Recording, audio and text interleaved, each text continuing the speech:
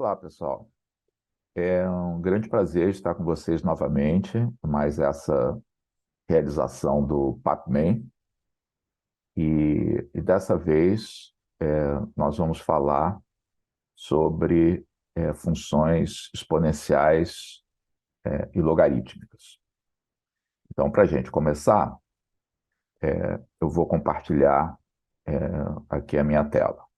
Então, esse material que a gente vai desenvolver foi adaptado do livro Temas e Problemas, que é um livro da coleção do professor da matemática da SBM, onde ele é desenvolvido de maneira um pouco mais completa do que nessas notas que vocês estão recebendo. E, e como lá, tá, eu vou começar discutindo esse problema que está aí na tela com vocês.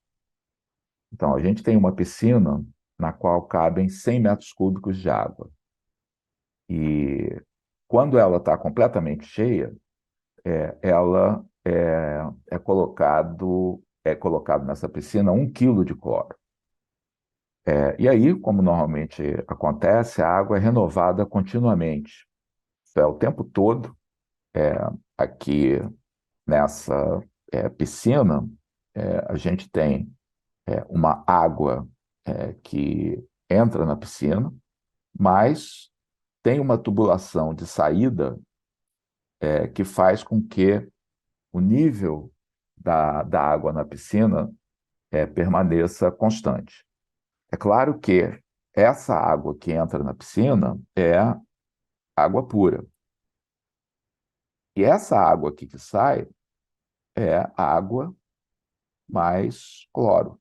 Cloro que está dissolvido, tá, ali na água. Então, o que a gente sabe, tá, é que no instante inicial, tá, então, se eu fizer aqui um gráfico aqui do que está acontecendo aqui desse processo, no instante t igual a zero, nós tínhamos 1.000 gramas, 1 quilograma de cloro. 1 hora depois, então aqui eu estou medindo tempo em horas, o enunciado diz que um teste revela de que havia 900 gramas de cloro na piscina. Então, 1 hora depois, isso se reduziu a 900 gramas. E a pergunta que a gente tem que responder aqui é o seguinte: a partir dessas duas observações, do que aconteceu no instante inicial e que no que aconteceu 1 hora depois de colocado o cloro na piscina, o que a gente quer responder é como tá, que vai se comportar a eliminação do cloro da piscina. Porque é claro que quando a gente coloca água pura e elimina a água com cloro, a quantidade de cloro na piscina vai diminuir progressivamente. Tá? Então, assim, uma primeira ideia que a gente poderia ter é usar a nossa função favorita para modelar esse tipo de situação. E a nossa função favorita, tá, é a função afim, ou seja, a função cujo gráfico é uma reta. Tá? Então, será que o comportamento será esse? Durante todo esse tempo, isso decresceu linearmente a partir do instante inicial. Tá? O que significa, é claro que por esse modelo, que após 10 horas, né, a coisa não está em escala aqui, mas após 10 horas, tá, isso levaria à eliminação completa do cloro. Então, será que esse modelo que está aqui é um bom modelo para descrever essa situação? Se a gente refletir um pouco, vai ver que não, tá? Porque não é razoável que a taxa de eliminação do cloro, tá, seja constante com o tempo, porque é super razoável que quanto mais cloro eu tenha presente na piscina, mais cloro é eliminado por unidade de tempo. Então, esse modelo que descreve uma taxa constante de eliminação do cloro não é um modelo razoável para descrever essa situação. Vejamos, então, qual é o modelo que a gente deveria preferir para modelar o que está acontecendo aqui. Então, para a gente entender qual seria um bom modelo para representar essa eliminação do cloro, tá? A gente vai recorrer a um raciocínio que é comum e super útil quando a gente modela a situação, de algo que varia continuamente no tempo. Tá? No lugar da gente imaginar que o processo se dá continuamente, nós vamos permitir que ele avance meio aos soluços, tá? Um intervalo de tempo de cada vez. Esse diagrama aqui que eu vou colocar aqui na tela, ele vai nos ajudar a entender o que está acontecendo. Então, o que vocês estão vendo aqui, tá, o que aconteceria, tá, se no lugar, tá, de eu permitir que a água entrasse e saísse, tá, continuamente da piscina, eu fizesse o seguinte: eu temporariamente fechasse a saída de água. Tá? E aí permitisse que, durante um intervalo ΔT, apenas água pura entrasse na piscina. Tá? Então, o diagrama aqui está mostrando algo que, na verdade, não acontece, que é uma camada de água pura colocada sobre a superfície da água que está presente na piscina e que contém cloro. Tá? Na verdade, o que vai acontecer é que essa água pura vai se misturar com a água presente na piscina, tá? E vai formar, tá, uma nova solução de água com cloro, tá, que é menos concentrada, porque ela tem mais água. Então, o, o cinza mais claro aqui, claro que está exagerado, mas ele está indicando, tá, de que houve uma diminuição nessa concentração, porque eu coloquei água pura nessa mistura de água com cloro. Tá?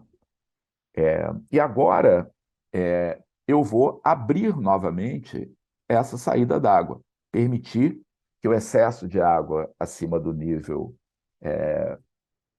seja eliminado, restaurando o volume inicial. Tá? Então, observem que antes do processo eu tinha um volume de cloro igual, o volume de água com cloro igual a V, e depois, no final do processo, novamente eu tenho um volume de água com cloro igual a V. Tá? Mas é claro que na situação final eu tenho menos cloro do que eu tinha antes, porque eu eliminei um pouco da solução e, portanto, eliminei alguma quantidade de cloro quando eu abri a tubulação de saída para restaurar o nível inicial. Então, você diz, não, mas isso aí não é o que acontece na verdade, porque o tempo varia continuamente, não os soluços, como está aqui no desenho, mas é claro que isso aqui vai aproximar tão bem quanto a gente queira o que na verdade acontece, se a gente considera esse ΔT tão pequeno aí quanto a gente deseja. Então, se as coisas acontecessem dessa maneira, tá, o que aconteceria com a quantidade de cloro? Então, vou fazer, tá, esse esquema aqui do lado, no qual eu vou descrever antes da saída desse excesso pela tubulação e depois da saída, o que acontece com o volume de líquido e com a quantidade de cloro. Então, antes da saída, tá? Como eu já coloquei essa quantidade aqui de água pura, tá? Que é igual a ΔT multiplicado pela vazão, né? Pela quantidade de água que entra por minuto, eu tenho um volume de líquido que vai ser igual a V mais V ΔT. Depois da saída, eu restauro, tá? O volume inicial. Tá? Eu vou representar a quantidade inicial de cloro por C de T. Tá? A quantidade que eu vou ter depois vai ser C de T mais ΔT.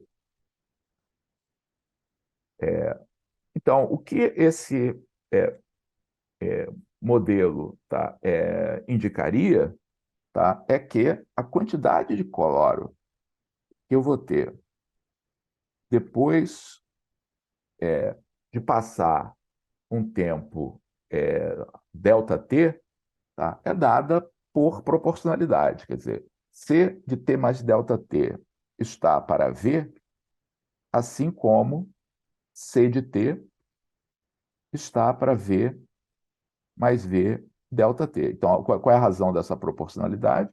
Porque como essa mistura aqui é uma mistura homogênea, a quantidade de cloro que é eliminada, e, portanto, a quantidade de cloro que fica, essas quantidades são proporcionais aos respectivos volumes. Tá? Portanto, isso vai me levar a que C de T mais ΔT vai ser igual a V sobre V mais V ΔT, multiplicado pela quantidade inicial. Tá? E o que é mais importante a gente observar, tá, é que isso aqui, tá, só depende de ΔT. Portanto, se eu considerar, tá, uma série, tá, de intervalos constantes, tá, em cada intervalo de comprimento ΔT, a quantidade de cloro presente na piscina, ela vai ser multiplicada por essa constante. Tá? Então, voltando aqui ao nosso gráfico que a gente pensou que podia ser certo, que é a reta, no gráfico correspondente à linha reta, a diferença entre as quantidades de cloro em intervalos constantes é sempre a mesma. Mas o modelo aqui está dizendo que não. O que é constante não é a diferença C de ΔT menos C de T. O que é constante é a razão C de ΔT mais C de T. Portanto, o que a gente pensou que descrevia, poderia pensar pelo menos, que o importante aqui é que essa diminuição ao longo desse intervalo é 100 gramas, tá? Embora isso seja verdade, não é isso que descreve o que aconteceu.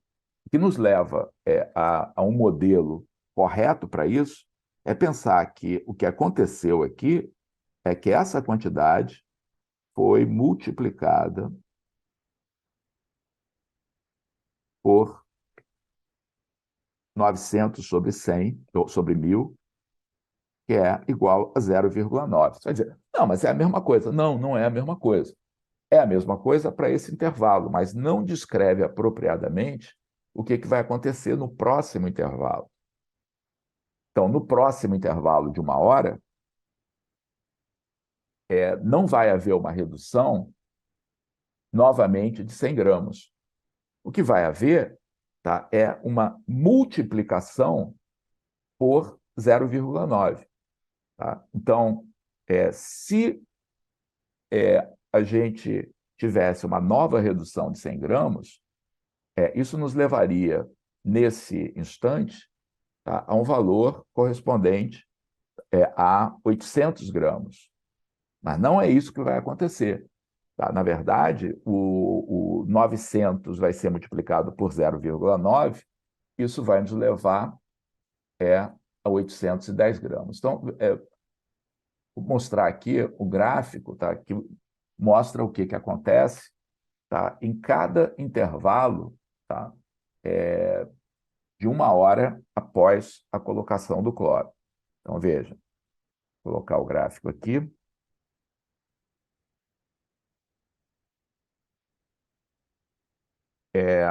Se o modelo fosse linear, tá? Esse ponto que eu vou indicar aqui, esse ponto aqui, corresponderia, tá, a um valor igual a 800 gramas. Mas não é isso que acontece, tá? Ele está ligeiramente acima, tá? Porque o valor que a gente vai ter aqui correspondente à quantidade de cloro, aqui é 900, aqui vai ser 900 vezes 0,9, que vai dar 810. Tá? E com isso, como essa diminuição é menor do que a que ocorreria, tá, no modelo linear, tá? Essa representação aqui não está sobre uma reta.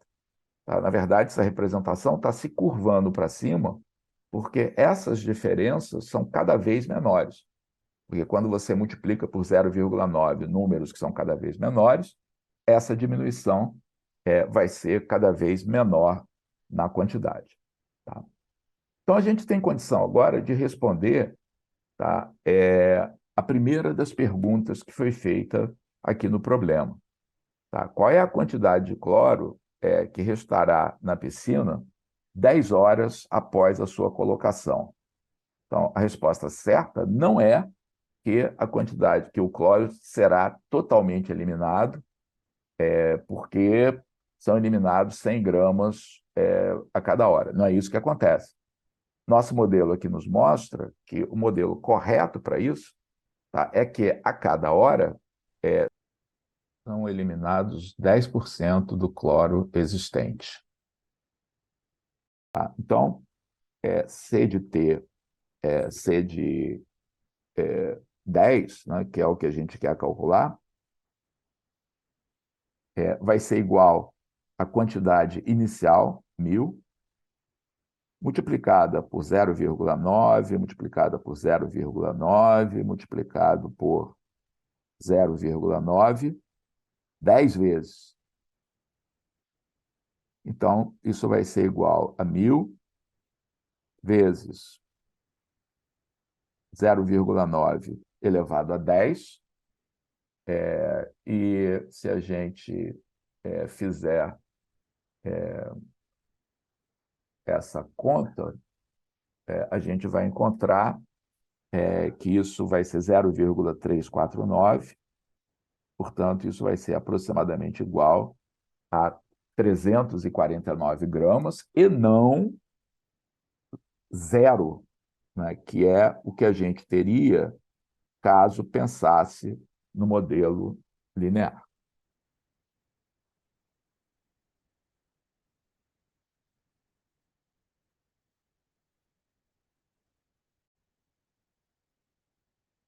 Então, nós já sabemos o que acontece com a quantidade de cloro na piscina a cada intervalo de 1 hora. Tá? Ela é multiplicada por 0,9. Mas o que acontece nos demais instantes? Isso nos leva à segunda pergunta do problema, que perguntava qual era a quantidade de cloro meia hora depois de iniciado o processo. Então, para responder essa pergunta, vamos voltar lá para para a nossa folha de anotações. Então, o que nós sabemos é que do instante inicial, t igual a zero, para o instante t igual a 1,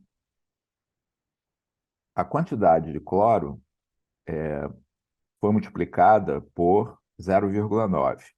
Isso vai acontecer em cada intervalo de comprimento 1 hora subsequente.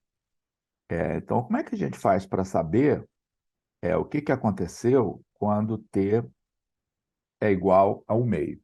Então, a maneira da gente raciocinar, tá, é que durante esse intervalo, entre o instante inicial e meia hora, a quantidade de cloro terá sido multiplicada por uma constante K. No segundo intervalo, ela será multiplicada pela mesma constante K. E o efeito dessas duas multiplicações é obter o fator 0,9 que acontece ao longo de 1 hora. Tá? Então, o que a gente tem é que K ao quadrado, tá, é igual a 0,9, tá? E, portanto, esse K é a raiz quadrada de 0,9, tá? Ou, que é a mesma coisa, 0,9 elevado a 1/2. Né? E esse número é aproximadamente igual a 0,948. Tá? Note que esse valor é um pouquinho menor do que 0,950, que é quanto a gente esperaria que tivesse sido multiplicado a quantidade de cloro em relação ao valor inicial, caso o processo fosse linear, tá? Que não é o que acontece. Então, o que nós já sabemos, tá, até agora? Inicialmente, tá, nós tínhamos visto, tá, que C de T é igual a 1.000 vezes 0,9 elevado a T, quando T é um tempo inteiro. Né? Isso vale para T igual a 0, 1, 2, 3, etc. Tá? Agora, a gente sabe também o que acontece com intervalos de meia e meia hora. Tá? Então, se T é da forma n sobre 2, tá? Então a gente sabe que C de T vai ser igual a 1.000 vezes 0,9 elevado a meio, tá? Elevado ao número de intervalos desse tipo, que é igual a n. Então, se t é igual a n sobre 2, então C de t é igual a 1.000 vezes 0,9 elevado a n sobre 2, e, portanto, é igual a 1.000 vezes 0,9 elevado a t. Tá? Então, observem, a gente obtém aqui exatamente a mesma expressão. Na verdade, o que a gente está fazendo agora é estendendo a validade dessa expressão que a gente tem para a quantidade de cloro para intervalos de meia e meia hora. Tá? E a gente pode colocar isso aí num gráfico, obtendo o que eu vou mostrar aqui para vocês. Um instantinho.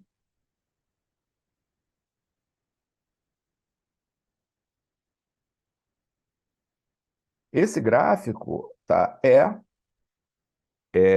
semelhante ao que a gente tinha obtido antes, tá? Então, pontos correspondentes a valores inteiros, tá? São os que estavam presentes anteriormente, e agora eu fui capaz de colocar novos pontos aqui no gráfico correspondente aos intervalos de meia e meia hora, tá? E todos esses pontos, tá, satisfazem a essa expressão 1000 vezes 0,9 elevado a t. Tá? E aí uma pergunta, uma conjectura que certamente vem à nossa cabeça imediatamente é: será que isso aí vale para todo t? Tá? Então a pergunta aqui para a gente refletir, tá, é se podemos então afirmar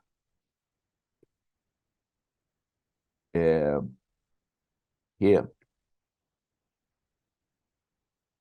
c de t vai ser igual a 1000 vezes 0,9 elevado a t para todo t maior ou igual a zero? A resposta é sim. Então, vamos começar supondo que t seja um número racional, tá? Isto é, que t é o número da forma p sobre q, tá? Com p e q inteiros, né? No caso, inteiros positivos. Tá?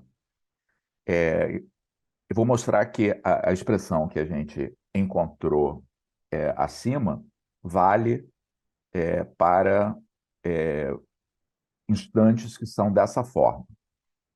Então, vamos começar com um caso mais simples, tá? Que é com t igual a 1 sobre q, então com o numerador igual a zero. Então, para isso, eu vou pegar nosso intervalo lá de comprimento 1 e, no lugar de dividir em duas partes, como nós fizemos aqui acima, agora eu vou dividir em q partes. Então, cada uma dessas partes aqui vai ter um comprimento que vai ser 1 sobre q. Tá? Da mesma maneira como acima, tá? Em cada um desses intervalos, a quantidade de cloro será multiplicada pelo mesmo valor, tá? Que novamente eu vou chamar de K, é claro que não é o mesmo K aqui de cima. E agora, o que tem que acontecer é que o produto K vezes K vezes K forneça por quanto a quantidade de cloro é multiplicada em todo o intervalo de 0 a 1, que é 0,9. Então, esse produto desses P fatores iguais a K tem que ser igual a 0,9. Tá? Logo, K elevado a Q é igual a 0,9. Portanto, K é a raiz quésima de 0,9, mas que é mais conveniente a gente escrever na forma 0,9 elevado a 1 sobre Q. Tá? Então, o que eu mostrei? Eu mostrei que se T é da forma 1 sobre Q, então C de T, quer dizer, no instante T igual a 1 sobre Q,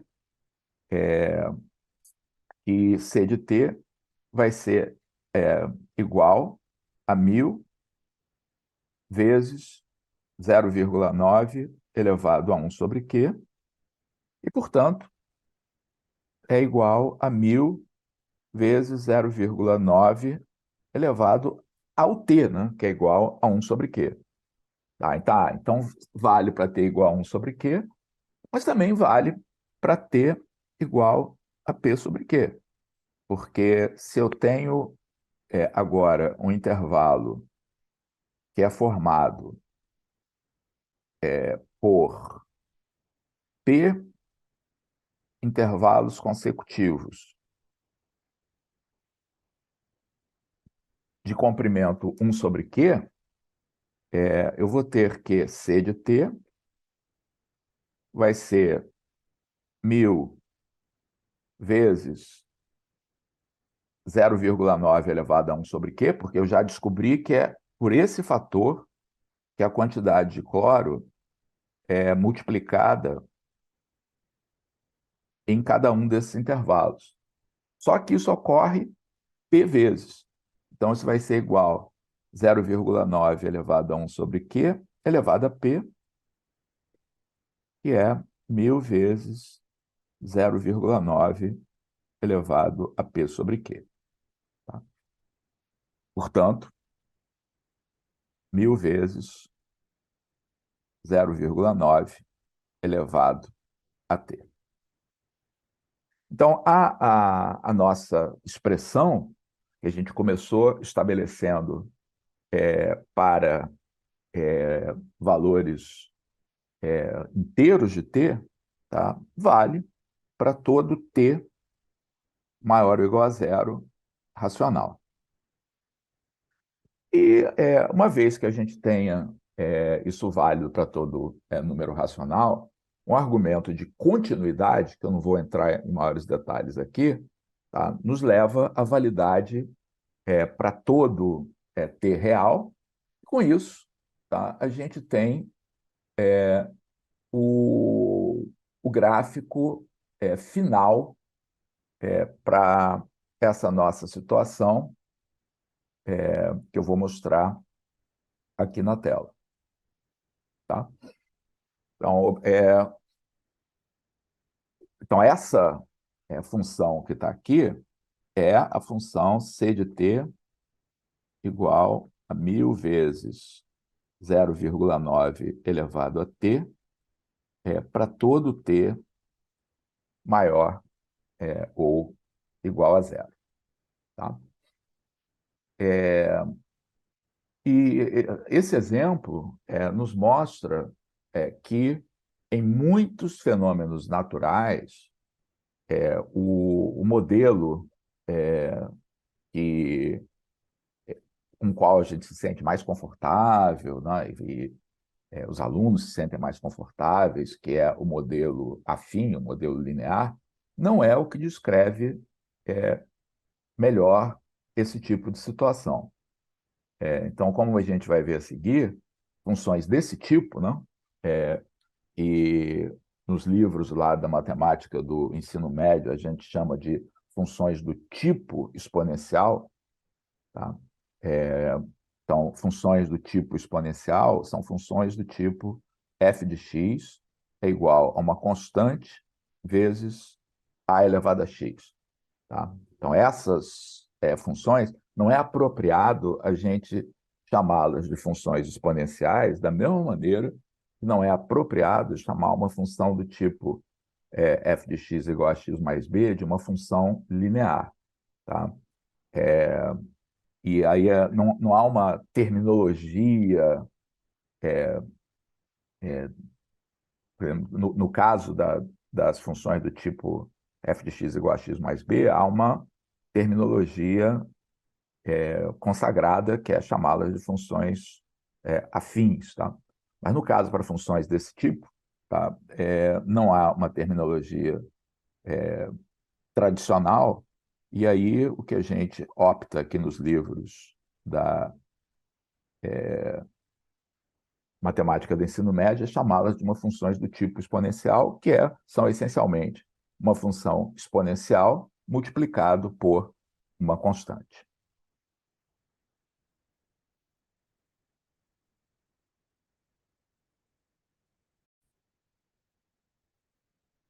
Então, o que aconteceu nesse exemplo que a gente acabou de examinar não é raro de modo nenhum, ou seja, são muitas as situações em que o modelo adequado para descrever a variação de uma grandeza, principalmente em relação ao tempo, é de uma função do tipo exponencial.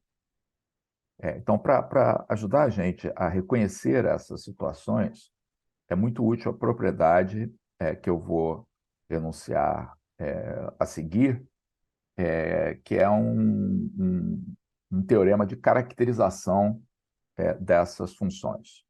Então, vamos passar lá para a tela de anotações. Então, vou transcrever aqui o resultado que vocês têm aí nas notas de vocês. Então, vamos tomar uma função que seja uma função crescente ou decrescente. E a chave para a gente identificar que o modelo que vai descrever essa função é do tipo exponencial, tá? É olhar para a variação relativa da função, tá? Ou então pela razão de crescimento ou decrescimento de função. Então, essas duas quantidades estão relacionadas, porque se você pega f de x mais h menos f de x e divide por f de x, isso é igual a f de x mais h sobre f de x menos 1. Tá? Então, o que diz o nosso teorema é que se qualquer uma dessas duas quantidades depender somente de h, tá? E não de x, então esta função, correspondente a esse modelo que a gente está querendo criar, é uma função da forma f de x igual a b vezes a elevado a x. Tá? E mais, como é que a gente identifica esses valores de A e de B? Então, o B, tá, é o valor no instante inicial, o correspondente a x igual a zero. Tá? De fato, né, a gente calcula o valor de f de zero numa função do tipo exponencial, isso aqui vai ser B vezes A elevado a zero, que é igual a B. Tá? E o A representa qual foi a razão de crescimento ou decrescimento num intervalo de comprimento 1.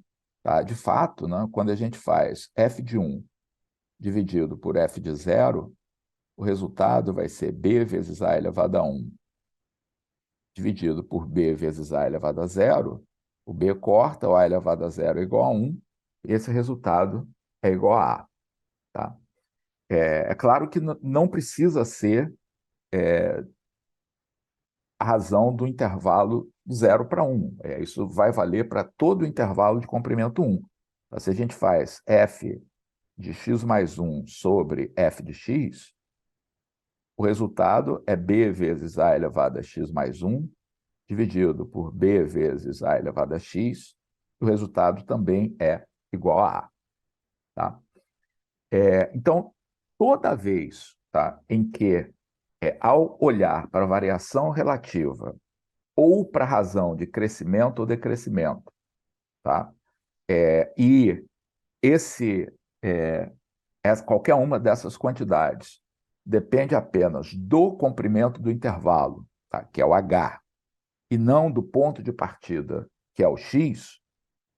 O modelo que a gente tem que vai descrever corretamente essa situação, tá? É de uma função do tipo exponencial.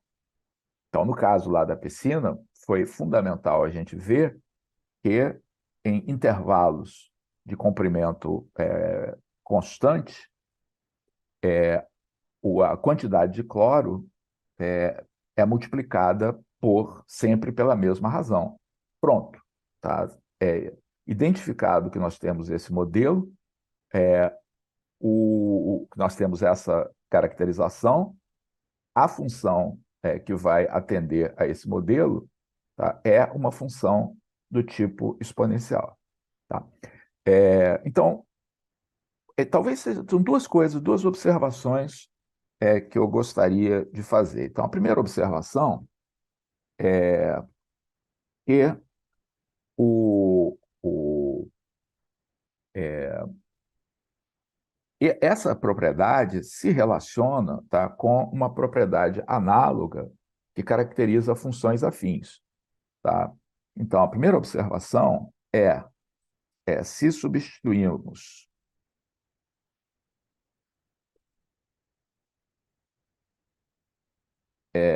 variação relativa por variação absoluta,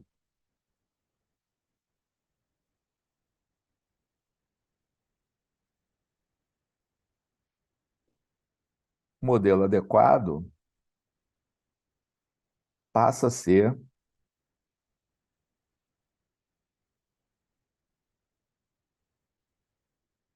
poder uma função afim, que é uma função do tipo f de x igual a ax mais b. Tá? Então, funções exponenciais, ou do tipo exponencial, estão para variação relativa da mesma forma como funções afins estão para variações absolutas. Tá?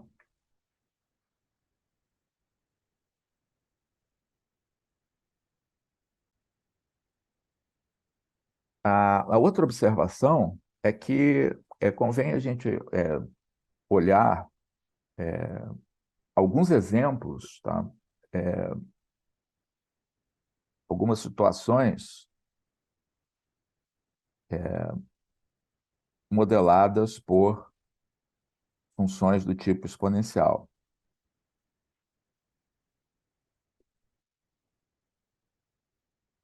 Então, se a nossa aula fosse ao vivo, eu certamente estaria pedindo a vocês para sugerir alguns desses exemplos. E certamente vocês pensariam em coisas como crescimento populacional. Então, por que que, ao examinar crescimento populacional, o modelo adequado para representar a variação ao longo do tempo é o de uma função do tipo exponencial? Porque se eu examino um intervalo de comprimento ΔT, e eu tenho aqui uma população que vai variar ao longo desse tempo, o que eu espero é que o número de pessoas acrescentadas a essa população seja proporcional ao tamanho da população. Tá? Então, quando a população era pequena, o número de pessoas que vão ser acrescentadas num intervalo de comprimento ΔT certamente vai ser menor do que quando a população é grande, tá? E, de modo geral, a gente espera que o número de nascimentos e mortes seja razoavelmente proporcional ao tamanho da população. Dobrou o tamanho da população, eu tenho 2 vezes mais nascimentos e mortes, tá? Portanto, o crescimento ou decrescimento dessa população será proporcional à quantidade inicial. Então, a variação relativa ou o fator de crescimento e decrescimento dependem, são uma constante vezes a população em cada instante. Então, crescimento populacional é modelado adequadamente por funções do tipo exponencial. Outro exemplo que aparece com frequência é decaimento radioativo. Então, determinadas substâncias, elas emitem radiação e, com isso, átomos presentes nessa substância mudam para outros isótopos, tá? Outros elementos diferentes. Tá? E, novamente, quando eu tenho uma certa amostra, tá? Existe uma perda de massa de elemento radioativo ao longo do tempo, e a quantidade que ser, vai se transformar em cada período é proporcional a quanto eu tenho de material radioativo ao longo daquele período. Normalmente, quando se estuda decaimento radioativo, os tempos envolvidos são muito longos, tá? Então, por exemplo, se eu precisar de um certo tempo para que isso se reduza à metade, eu vou precisar do mesmo tempo para que isso se reduza novamente à metade. Um outro exemplo que provavelmente surgiria aí, se vocês pudessem estar aqui falando comigo, é capitalização ao longo do tempo. Então, quando você coloca seu dinheiro, por exemplo, em uma caderneta de poupança, tá? Felizmente, os juros que a gente recebe são proporcionais ao capital que já está lá. Tá? Então, o modelo que descreve o crescimento desse capital ao longo do tempo, tá? Novamente, vai ser dado por uma função do tipo exponencial.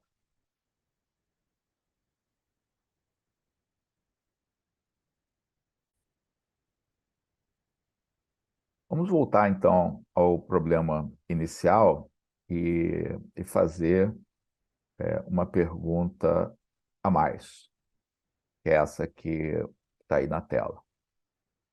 Quanto tempo deve transcorrer para que a quantidade de cloro na piscina reduza-se à metade, tá? Então, o que a gente quer dizer com isso, evidentemente, inicialmente, ela era 1.000 gramas, e ela vai se reduzir a 500 gramas. Mas, na verdade, a gente já sabe que se em um determinado intervalo isso aí ocorrer, em qualquer intervalo de mesmo comprimento, essa redução vai ser também pela metade. Então, vamos pegar aqui o nosso gráfico da função,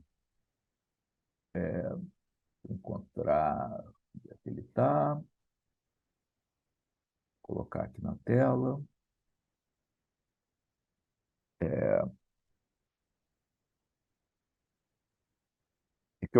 a nossa pergunta, tá, pode ser respondida graficamente, olhando o tempo no qual a quantidade, que era 1.000, tá, se reduziu à metade, tá, e é 500, tá? Então, seguindo aqui no nosso gráfico, a gente pode ver que isso deve se passar em um instante que está entre 6, tá, e 7 horas, tá? Então, a primeira pergunta, assim, meio existencial, que a gente poderia, uma dúvida que a gente poderia ter existe um intervalo, tá, no qual a quantidade de cloro, tá, vai se reduzir exatamente à metade? E a resposta a essa pergunta depende de propriedades fundamentais das funções exponenciais, algumas delas herdadas pelas funções do tipo exponencial. Então, vejamos que propriedades são essas. Então, eu vou colocar aqui na tela, tá, essas propriedades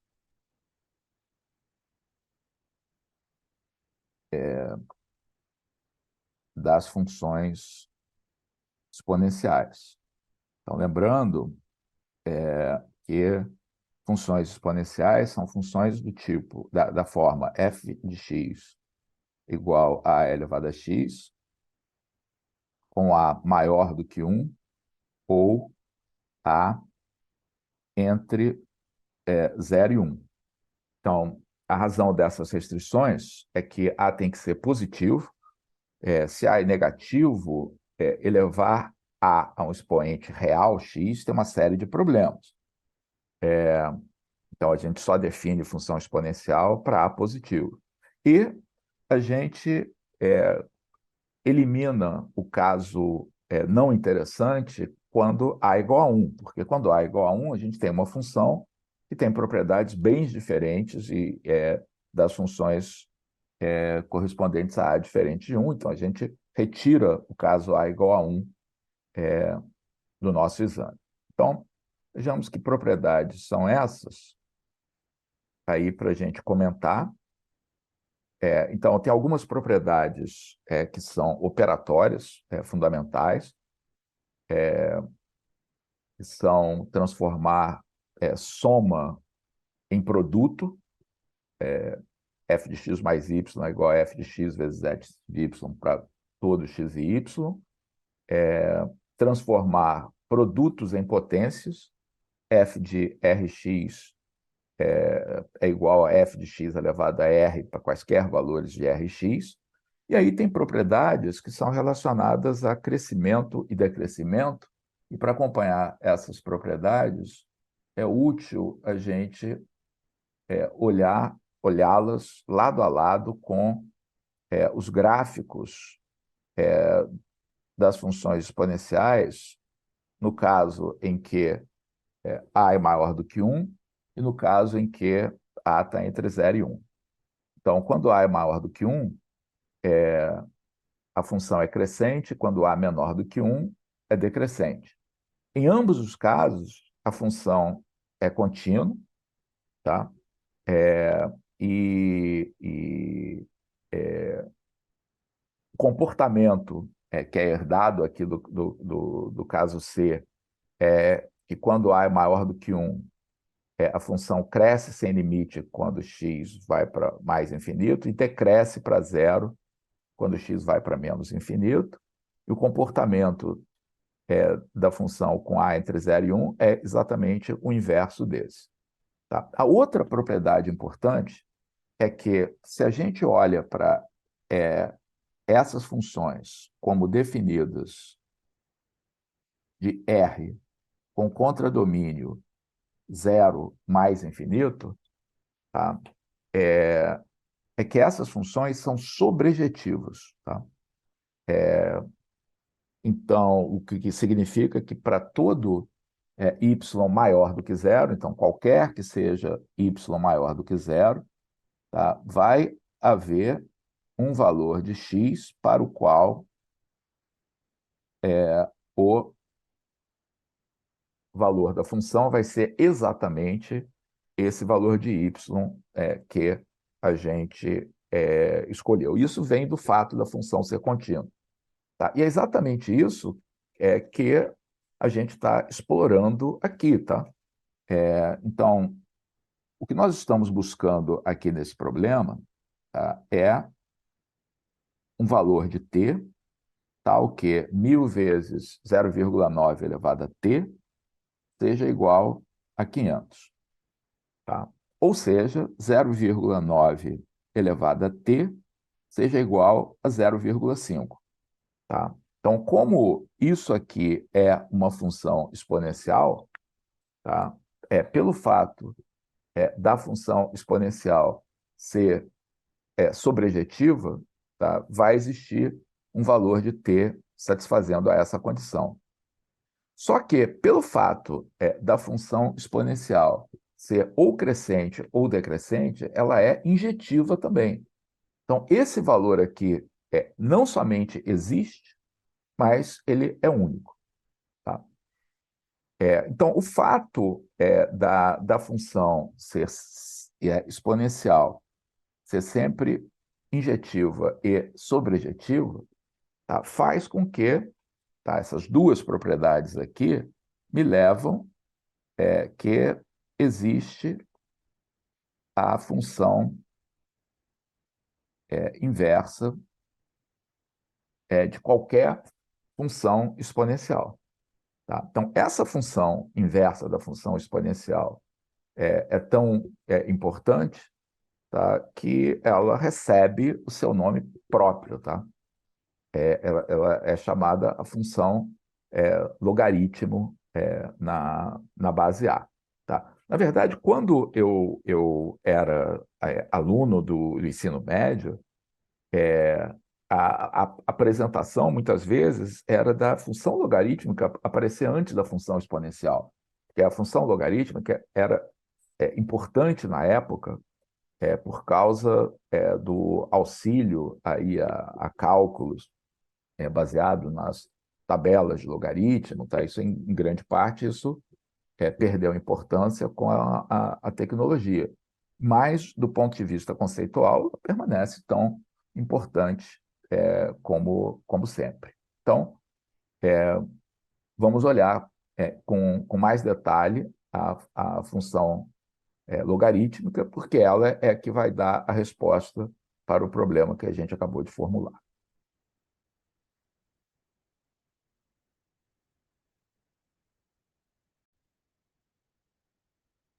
Então, a função logarítmica de base A,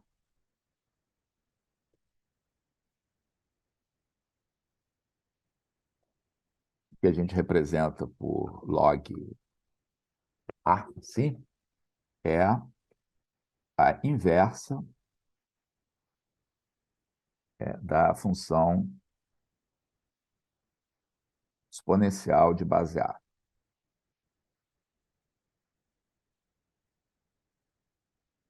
Então, como a função exponencial de base A é uma função de R em zero mais infinito, tá? A função log na base A vai ser uma função de zero mais infinito em R.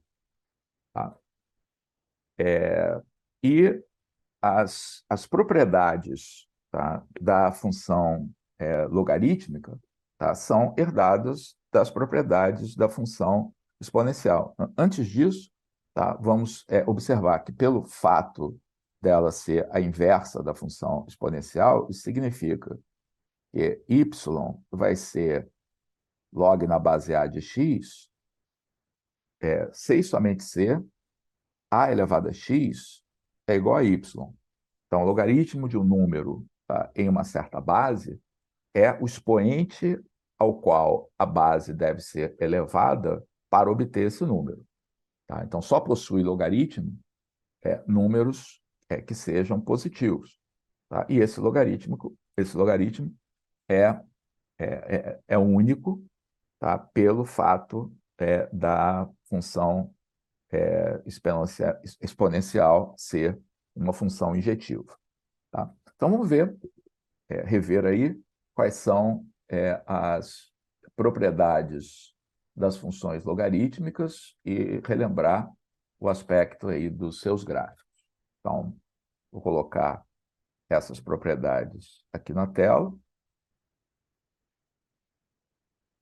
e vamos acompanhar essas propriedades com os respectivos gráficos. Tá? Minutinho.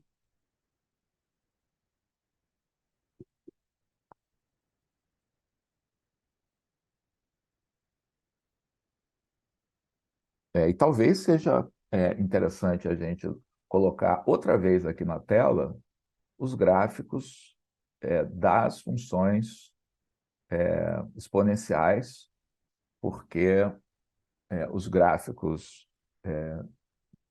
da função logaritmo são evidentemente relacionados com os das funções exponenciais. Então, colocando aqui as duas coisas em paralelo, tá, a gente vê a relação existente entre esses pares de gráficos. Então, as duas primeiras propriedades, tá, são propriedades operatórias e que são exatamente o oposto das propriedades da função exponencial. Então, a função exponencial transforma soma em produto, a função logaritmo vai fazer exatamente o contrário. Então, o logaritmo do produto, tá, é a soma dos logaritmos, porque a exponencial da soma é o produto das exponenciais. Mesma coisa com relação ao logaritmo de uma potência. Tá? A propriedade C, tá, é fundamental, na verdade, ela é a definição, tá? Mas, às vezes, a gente se esquece dela, tá? Ou não percebe exatamente o que ela está dizendo. Então, por exemplo, a, por que que log na base A de A elevado a x é igual a x? É porque A elevado a x é igual a A elevado a x. Então, o que que é o log na base A de um número? Tá? É quanto você tem que elevar a base para obter esse número. Mas se esse número é A elevado a x, é claro que esse expoente deve ser igual a x. Tá? É a mesma coisa aqui, tá? É por que que A elevado a log na base A de x é igual a x? Porque o log na base A de um número, tá? É o expoente ao qual a base deve ser elevada para obter esse número. Tá? É claro que essas duas propriedades aqui, basicamente o que elas estão dizendo é o fato de que quando você compõe uma função com a sua inversa em qualquer uma das duas ordens, o resultado é a função identidade. Tá? Então, no primeira propriedade, está dizendo qual o resultado de eu fazer a composição log na base A com a exponencial de base A. São funções inversas entre si, logo, a composição tem que resultar na identidade. A segunda é A elevado a log na base A de x. Novamente, eu estou fazendo a composição, mas agora da função exponencial com a função logarítmica. O resultado tem que ser, novamente, a identidade. Tá? As propriedades que são descritas a seguir se referem ao comportamento aí do gráfico. Tá? Log na base A vai ser crescente quando A maior do que 1, decrescente quando A está entre 0 e 1. Essa propriedade é herdada das funções exponenciais de mesma base. E o comportamento dos limites. Né? Então, para a função logarítmica de base maior do que 1, limite quando a gente se aproxima de 0 é menos infinito, limite quando a gente vai para mais infinito é mais infinito. Tá? Na função de base entre 0 e 1, esse comportamento é invertido. Tá? E, finalmente, a função log na base A é também a exemplo da função exponencial. Tá? Uma função que é injetiva e sobrejetiva. Tá? Então, voltando lá ao nosso problema, vamos lembrar que a equação que a gente precisava resolver para completar o nosso problema era 0,9 elevado a t igual a 0,5. Então, pelo que a gente acabou de ver, tá, esse valor de t, por definição, vai ser o log na base 0,9 de 0,5. Tá? Você vai dizer, mas como é que eu vou calcular log na base 0,9 de 0,5? Na minha calculadora não tem nem nas minhas antigas tabelas de logaritmo, tá? A gente tem isso. Então, normalmente, a gente trabalha com duas bases de logaritmo. Tá? Embora, para questões ligadas à informática, etc., uma terceira base tem a sua importância também. Então, as bases usuais são a base 10, tá? E a base 10 por razões mais históricas do que atuais. Tá? Então, antigamente, na época em que a gente utilizava as duas propriedades aqui, A e B, dos logaritmos para auxiliar fazer conta, a base 10 tinha uma relevância enorme. Tá? Mas, hoje em dia, a base que realmente é importante é a base E. Tá? Isso vem do fato de que a função exponencial de base E e a função logarítmica de base E são funções que têm um comportamento muito mais conveniente com relação ao cálculo diferencial e integral. Tá? Então, a base de escolha com qual a gente trabalha quase todo o tempo, tá? Para as funções logarítmicas e também para as funções exponenciais, tá? É a base E. Tá? Então, para que a gente possa utilizar uma dessas bases usuais, tá? Para resolver o nosso problema, tá? No lugar de eu escrever diretamente que t é o log na base 0,9 de 0,5, o que a gente faz usualmente é tomar logaritmo nos dois lados dessa equação. Então, como log é uma função injetiva e sobrejetiva, essa equação não se altera quando eu aplico log de cada lado. Tá? Então, se eu quiser usar log na base 10, isso aqui fica log na base 10 de 0,9 elevado a t igual a log na base 10 de 0,5. Tá? Usando as propriedades, log na base 10 de 0,9 elevado a t é t log na base 10 de 0,9 igual a log na base 10 de 0,5. Logo daqui eu tiro que t é log na base 10 de 0,5 dividido por log na base 10 de 0,9. É claro que se eu tivesse tomado log na base E, ia ser tudo a mesma coisa, tá? E aí eu teria uma outra expressão para t, que seria log na base E de 0,5 dividido por log na base E de 0,9.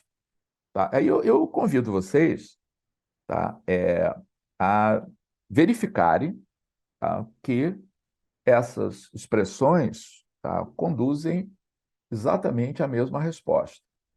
Então, se a gente calcula usando logs na base 10, o resultado aqui para t vai ser igual a menos 0,30103 dividido por menos 0,04576.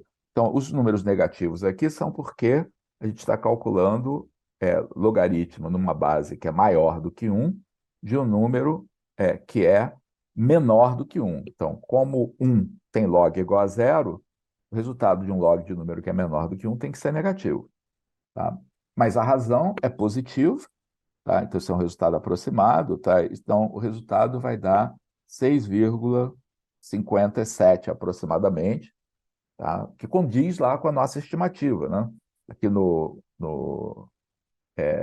gráfico, a gente tinha visto que o instante em que a quantidade de cloro se reduzia era metade, era aproximadamente alguma coisa entre 6 e 7 horas. Se eu fizer a conta com o log na base E, tá? O resultado que a gente encontraria seria menos 0,69315, menos 0,10356, tá? Que vai ser também aproximadamente igual a 6,57. Tá? E aí eu recomendo que vocês façam, tá, essas contas com os alunos ao mostrar o que está acontecendo, porque o que a gente obteve aqui foi essencialmente a fórmula de mudança de base. Tá? Então, em ambos os casos, vamos lembrar que o nosso t é log na base 0,9 e 0,5. Tá? E aí eu obtive essas duas expressões. Tá? Então, que expressões são essas? É o log em uma terceira base do número cujo logaritmo tem que ser calculado, dividido pelo log da base. Tá? Então, essa aí é a chamada fórmula da mudança de base, que simplesmente pega as contas que a gente acabou de fazer de uma maneira mais geral. Se eu quero calcular, tá, o log na base A de x, e o que eu tenho disponível é log em uma outra base B, tá? O que eu faço é calcular o log na base B de x e dividir pelo log na base B de A. Tá? A gente fez exatamente.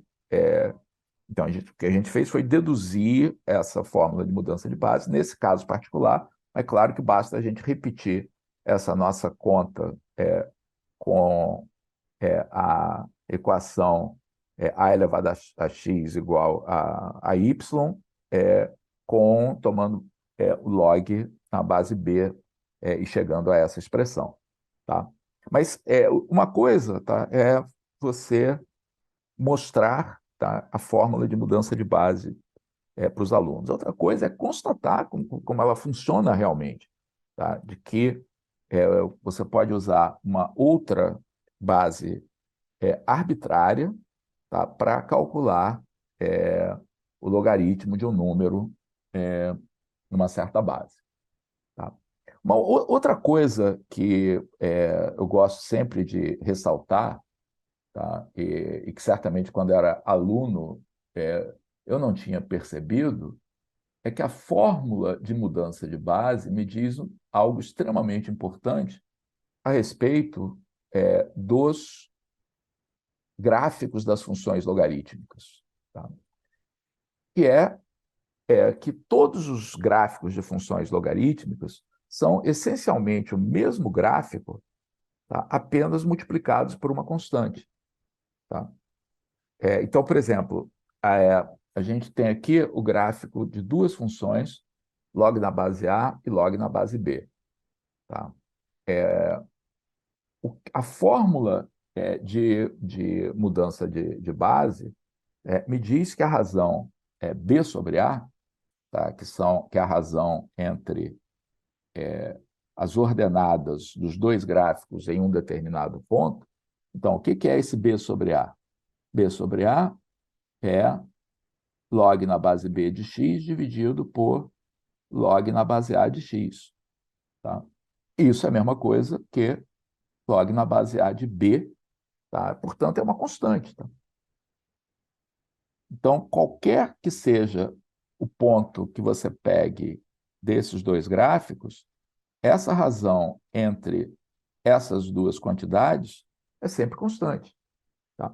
Então, um gráfico é obtido do outro, tá, multiplicando por uma constante. Então, por exemplo, quando você multiplica por 2, você está passando de log na base A, tá, para o log na base raiz de A, por exemplo. Tá? Então, pensem aí sobre isso. E para terminar, outra coisa que costuma ser não muito enfatizada é que a fórmula de mudança de base funciona também para a função exponencial. Tá? E no caso da função exponencial, como eu disse, a função exponencial preferida para a gente trabalhar, tá, é a função exponencial de base E, tá?